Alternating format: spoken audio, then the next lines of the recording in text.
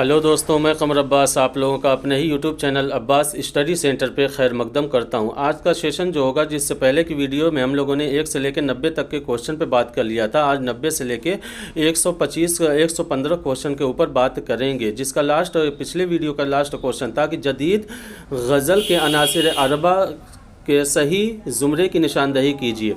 और ये जो वीडियोज़ अपलोड की जा रही है, ये बीपीएससी टीआरई 4 के लिए और यूपी टीजीटी की उर्दू के लिए बहुत ही कारआमद साबित होने वाली है। तो चलिए सेशन को आगे बढ़ाते हुए बात करते हैं कि जिसका लास्ट क्वेश्चन था कि जदीद गज़ल के अनासिर अरबा के सही ज़ुमरे की निशानदही कीजिए। तो इसका ऑप्शन नंबर 4 सही था, यानी क्या है, असगर, जिगर, फ़ानी और हसरत को जदीद गज़ल के अनासिर अरबा के नाम पे तौर पे जाना जाता है। तो क्या इसका सही जवाब था, क्या असगर, जिगर, फ़ानी, हसरत। तो आज के सेशन में अगले क्वेश्चन पे बात करते हैं, जिसका पहला क्वेश्चन है कि कहा जा रहा है कि मिर्ज़ा वाजिद हुसैन किस शायर का नाम है। क्या जिगर का नाम है, यगाना का नाम है, असगर का नाम है या हसरत का नाम है। तो मिर्ज़ा वाजिद हुसैन जिस शायर का नाम है वो क्या है, वो कौन है, वह यगाना है। यास यगाना चंगेज़ी के नाम से जिसको जाना जाता है, कि जिनका असल नाम क्या है, मिर्ज़ा वाजिद हुसैन यास यगाना चंगेज़ी। ठीक, तो इसका सही जवाब होगा क्या है, ऑप्शन नंबर 2 सही हो जाएगा। ठीक, अगले क्वेश्चन में कि नासिख की गज़लों के कितने दीवान हैं। नासिख की गज़लों के कितने दीवान हैं, क्या 2 हैं, 3 हैं, 4 हैं या 5 हैं। तो नासिख के जो टोटल गज़ल के जो दीवान हैं वो टोटल कितने हैं, 3 दीवान हैं। तो ऑप्शन नंबर 2 यहाँ पे सही हो जाएगा। अगले क्वेश्चन में पूछा जा रहा है कि अल्लामा इकबाल को किस यूनिवर्सिटी ने पीएचडी की सनद से नवाजा था। क्या वह यूनिवर्सिटी ऑक्सफोर्ड यूनिवर्सिटी थी, म्यूनिख यूनिवर्सिटी थी या कैम्ब्रिज यूनिवर्सिटी थी या दिल्ली यूनिवर्सिटी थी। तो अल्लामा इकबाल को जिस यूनिवर्सिटी ने पीएचडी की डिग्री से नवाजा था वह यूनिवर्सिटी कौन थी, म्यूनिख यूनिवर्सिटी थी। ये आपको टीजीटी टीआरई 2 में क्वेश्चन देखने को मिला था, जिसमें एक आध 2 ऑप्शन इस तरीके से बढ़ा दिए गए थे कि हस्ब बाला में से एक से ज़ायद या हस्ब बाला में से कोई नहीं। तो क्या है, अल्लामा इकबाल को जिस यूनिवर्सिटी ने पीएचडी की सनद से नवाजा था वो कौन थे, वो यूनिवर्सिटी म्यूनिख यूनिवर्सिटी थी। तो ऑप्शन नंबर 2 यहाँ पे सही है। अगले क्वेश्चन में कि अल्लामा इकबाल का कौन सा मजमूआ आधा उर्दू और आधा फ़ारसी में है।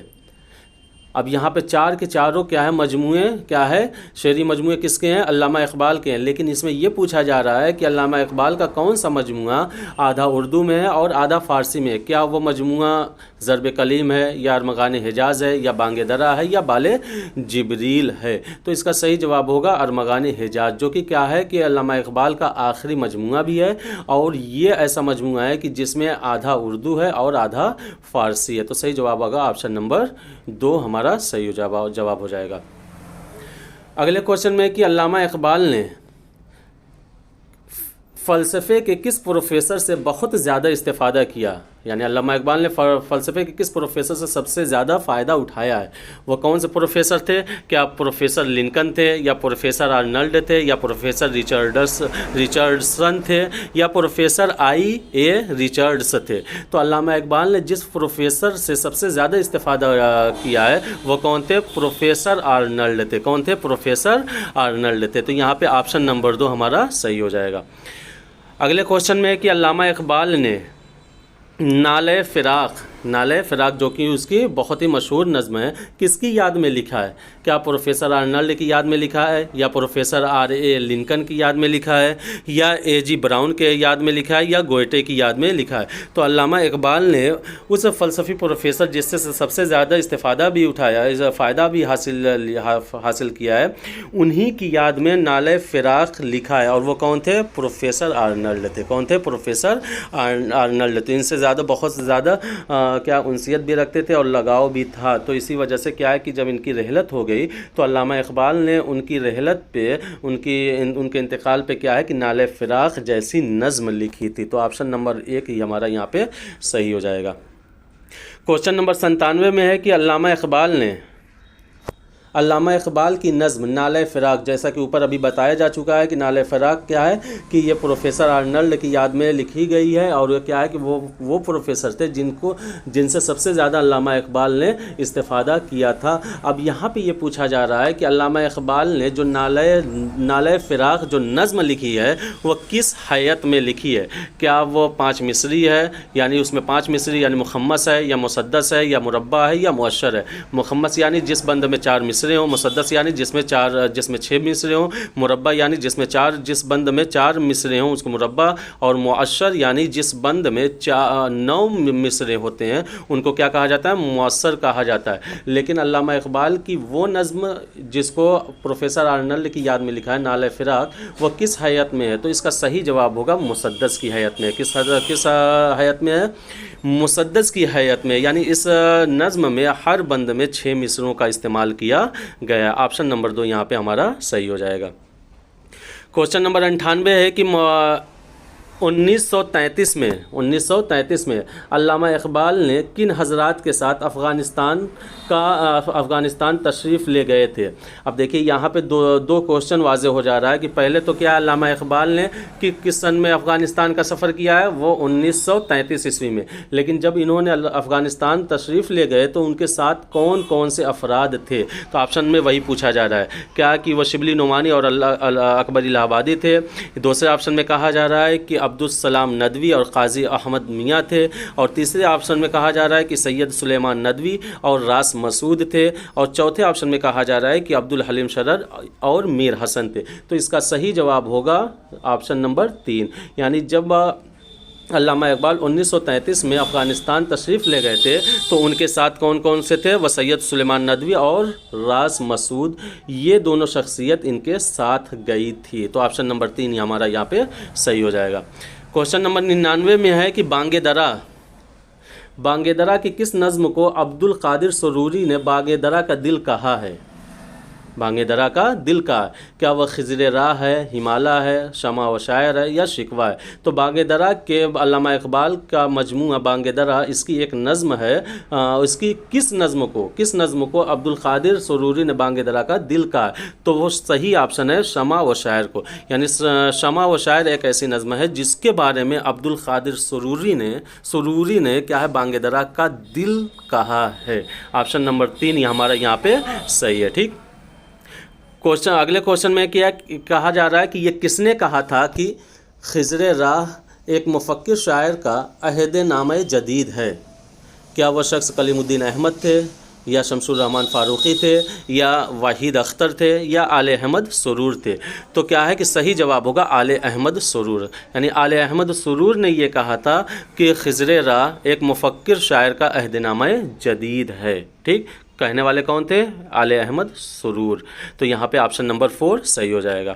क्वेश्चन नंबर 101 में है कि किस मसनवी निगार ने अपनी मसनवियों में ख़ुद को हीरो के तौर पर पेश किया है। अब क्या है कि मसनवी निगार जब मसनवी लिखते हैं तो उसमें क्या है कि किरदारों का इस्तेमाल करते हैं, लेकिन कौन सा ऐसा मसनवी है कि जिन्होंने अपनी मसनवी में ख़ुद को हीरो के तौर पर पेश किया है। क्या वो मोमिन खान मोमिन है, मीर तक़ी मीर है या मीर हसन है या मिर्ज़ा शौक़ हैं। तो ऑप्शन नंबर 4 यहाँ पे हमारा सही है कि मिर्ज़ा शौक़ ही वो मसनवी निगार है जिन्होंने क्या है अपनी मसनवियों में ख़ुद को हीरो के तौर पर पेश किया है। तो ऑप्शन नंबर 4 यहाँ पे हमारा सही है। अगले क्वेश्चन में क्या है कि कसीदे के अज्ज़ाए तरकीबी की सही निशानदही कीजिए। देखिए, बाज़ किताबों में कसीदे के जो अज्ज़ाए तरकीबी मिलते हैं, बहुत सी किताबों में 4 भी मिलते हैं, बहुत सी किताबों में 5 भी मिलते हैं। लेकिन क्या है कि यहाँ पे जो बताया जा रहा है कि वो क्या है कि उमूमी तौर पर जो इस्तेमाल किया जा रहा है कि कसीदे के अज्ज़ाए तरकीबी, उसी को यहाँ पे बताया गया है कि कसीदे के अज्ज़ा की सही तरतीब की निशानदही कीजिए। क्या सबसे पहले तशबीब आता है, फिर मद आता है या गुरेज़ आता है, फिर दुआ आता है। क्या ये ऑप्शन सही है? दूसरे ऑप्शन में क्या है कि तशबीब है, गुरेज़ है, मद है, दुआ है। तीसरे ऑप्शन में है कि तशबीब है, गुरेज़ है, दुआ है, मद है। चौथे ऑप्शन में है कि गुरेज़ है, तशबीब है, मद है और दुआ है। तो कसीदे के अज़ा तरकीब टोटली कितने हैं? 4 हैं। तो यहाँ पे जो ऑप्शन नंबर 2 है वो हमारा सही है कि कसीदे के अज़ा तरकीबी में सबसे पहला जुज़ क्या होता है? वो तशबीब होता है। दूसरा जुज़ क्या होता है? गुरेज़ होता है। तीसरा क्या होता है? मदह होता है। चौथा क्या होता है? वो क्या होता है? दुआ होता है। ठीक, तो ऑप्शन नंबर 2 यहाँ पे हमारा सही हो जाएगा। क्या है कि यही क्या है? यही तरतीब सही है। हमारा ऑप्शन नंबर 2 सही है। अगले क्वेश्चन में है कि क्या कि मरसिए को किसने तशबीब से मुतारफ़ कराया? मरसिए को किसने तशबीब से जो आगे चलकर चेहरा से मंसूब हुई। देखिए पहले जो होता था कि मरसिए में जो चेहरा होता है, चेहरा है, सरापा है, ये सारी चीज़ जो अज़ा तरकीबी मरसिए के हैं उनमें से क्या है कि सबसे पहले क्या है तशबीब का इस्तेमाल किया जाता था, लेकिन जो आगे चलकर क्या है कि चेहरा से मंसूब हो गए। लेकिन तशबीब से मुतारफ़ कराने वाला शख्स कौन था? कौन ऐसा अदीब था जिन्होंने क्या है मरसिए को तशबीब से मुतारफ़ कराया था? वही पूछा जा रहा है। क्या वो मीर खलीक थे, मिर्ज़ा ज़मीर थे, या सौदा थे, या मीर तक़ी मीर थे? तो क्या है वो अदीब कौन थे? वो सौदा थे। मोहम्मद रफ़ी सौदा थे जिन्होंने क्या है कि मरसिए को तशबीब से मुतारफ़ कराया था, जो कि बाद में चलकर क्या है कि चेहरा से मंसूब हो गई। तो हमारा ऑप्शन नंबर 3 यहाँ पे सही हो जाएगा। अगले क्वेश्चन में क्या है कि मीर के नुकातुश्शोरा, देखिए अब मीर के ज़रिए लिखी गई क्या है कि तसनीफ़ नुकातुश्शोरा के जवाब में माशूक़ चहलसाले ख़ुद का तज़किरा किसने लिखा? अब ये क्या है कि नकातुश्शोरा के जवाब में कौन सी किताब लिखी गई? माशूक़ चहलसाले ख़ुद। ये भी क्या है? तज़किरा है। ये भी लिखी गई किसके जवाब में? नकातुश्शोरा के जवाब में। लेकिन इसको लिखने वाला कौन था? क्या मीर मोहम्मद यार खाकसार थे, या शफ़ीक़ औरंगाबादी थे, या मुसहफ़ी थे, या हमीद औरंगाबादी थे? तो इसका सही जवाब होगा क्या? मीर मोहम्मद यार ख़ान खाकसार, कि जिन्होंने क्या है कि मीर की नकातुश्शोरा के जवाब में माशूक़ चहलसाले ख़ुद तज़किरा लिखा था। वो कौन थे? मीर मोहम्मद यार खाकसार। ऑप्शन नंबर 1 हमारा यहाँ पे सही हो जाएगा।